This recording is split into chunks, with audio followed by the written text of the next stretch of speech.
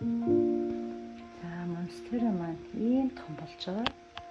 Утгагүй одоо савын нэг том болж өгөхгүй бол нэлээд өндөр болж байна. Тэгээд одоо дахин шинэ авч гарах гэж байна. Харин олон нөхөдтэй авч гарах гэж байна. Одоо навчийг ингээд анхнаас нь дөнгөж гарч байхад нь л ерөөсөө олон нөхөдтэй навч гарах нь уу эсвэл ганц юм том нөхөдтэй навч гарах нь уу гэдэг нь мэдэгддэг. За одоо энэ нэг олон ийм нуглаанууд байгааз эдгээр чинь ийм навч болно гэсэн үг.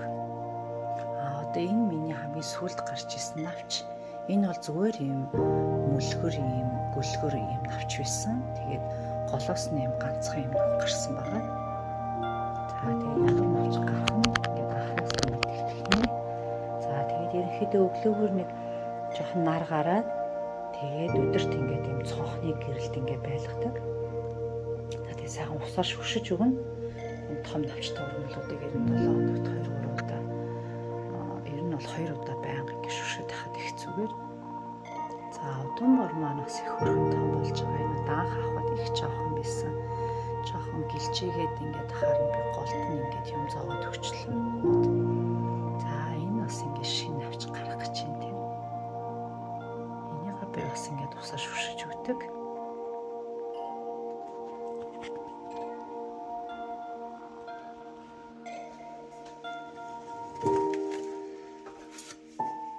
За би өнөөдөр монстерийнхаа савыг томруулах гэж байна. Тэгээд эхлээд ингээд сайхан савын гадна талаас нь ингээд жоохон сайн базаад өгнө. Тэгэхгүй бол нөгөө энэ саванда нэлээд байцсан учраас бүр ингээд наалдаад дагчирсан байгаа. За тэг ингээд базаад ахаар сайхан ингээд сул болоод ирж байгаа.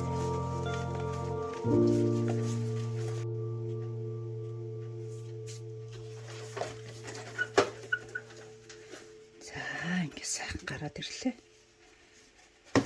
За үндс маань юм байна. Ингээд би авснаасаа хойш одоо 3 дахь удаага савын солилж чинь томруулж чинь. Үндс маань одоо ийм сайхан эрүүл үндэстэй байна. За ийм эрүүл үндэстэй ингээд сайхан байгаа үед бол нэг их айхтар цэвэрлж мэвэрлээд ах юм бол байхгүй.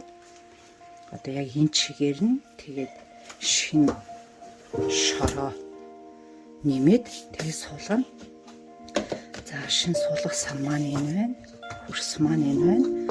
За тэгээд эхлээд жоохон шин хөрс ингэж дооронд дэвсэж өгч жагаад тэгээд дээрэс нь шинийг хийн. Тэгээд ямар ч цэцэг ургамлыг солихдоо бүх хуучин шороогийн ингээд бүгдийг шинжилж тэгж болдоггүй.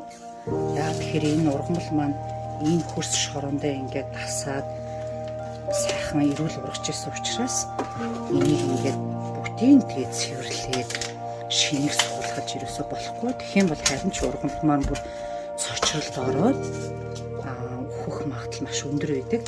Тэгэхээр ямар ч ургамлын хөрс шороог сольсон хуучин хөрс шороогийн битгий бүгдийг цэвэрлж агаараа гэж зөвлөх байна.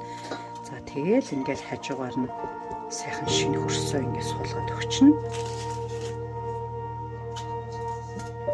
За ингээд ерөнхийдөө баг болчлоо. Энэ шороо хийчээд дараа нь ингээд савхаар сайхан ингээд энэ завсар зайгаа сайн ингээд чигжиж өгч байгаараа тэгвэл хөрс шороо маань доошоо маш сайн орж өгнө.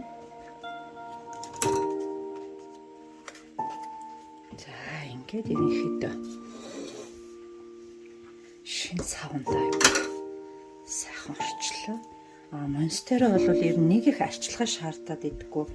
Маш гоё ургадаг. Тэгээд маш амархан өөрийнхөө ингээд ургачдаг ийм ургамал байна. Гэрлийн хувьд гэвэл одоо жоохон нар тусч байгаа маш сайн гэрэлтэй тийм өрөөнд их дуртай. За тэгээд дээрэс нь ус их уудаг. Одоо ялангуяа айгүй амархан томордог ургамал юм байна энэ монстера. Тэгээд ус маш их ууж ийн хүмүүс их багаар услаараа гэд тэгээд идэх юм бэлээ. Хит их баг услах юм бол навч нь хорчигоод ингээд өрчигээд идэх юм байна. их услахаа бол би ер нь нэг хийдэггүй ургамлуудаа яг тааруулахыг боддог. Тэгэл ингээл хуруугаа дүрж үзэж байгаа л нэг 2 хуруу хэрээний доошоогоо хуурай гарч ирэх юм бол услахаар болсон байна гэж мэдэгддэг. Тэгээ ер нь өрөөний ургамлыг хит их усалж яснаас ер нь жоохон хуурай талтай байсан зүгээр идэг. Тэгэхгүй бол одоо янз бүрийн өвчин тий хөгцрөх, ялцрах, тэгээд одоо жижигхэн хар ялаад нь янз бүрийн өвчин авах магадлал маш өндөр байдаг учраас ямар ч өрөөний ургамлыг ер нь бүр нэг ялбатал нь ерөөсөө услаад бол дэмээ байдаг. Сайхан тааруулаад за тэгээд энэ маань ийм гоё навчлалаг ийм том навчтай ургамал учраас энэ навчнуудын сайхан ингээд нойтой альчуураар ингээд арчиж өгч явах хэрэгтэй. 97 хоногтой баг 2 ч удаа би ингээд арчдаг. За тэгээд сайхан гэрэл ихтэй тийм өрөнд тавихад ингээд аяндаа ингээд сайхан ураад байна. За ингээд сайхан услаад өгчин. Цэцэг ургамал усалдаг усаа өрөөнд ингээд шүүгээд шүлтүртэй усыг өрөөнд савнд хийгээд байнгын ингээд хонуулаад услахад бэлэн байлгаж идэг ийм шүлтүр байна. Тэгээ карантныхаа усыг хийгээд сайхан шүүгээд ингээд өрөөнд савнд хийгээд өрөөний температуртай усаар дандаа ургамлуудаа усалж байгаарай. Хит их хүйтэн усаар бас услаад имий гэдэг. За тэгээд нэг иймэрхүү байна. Энэ маань ингээд ийм хөрхөн шинэ олон нөхтэй навч гарч байгаа.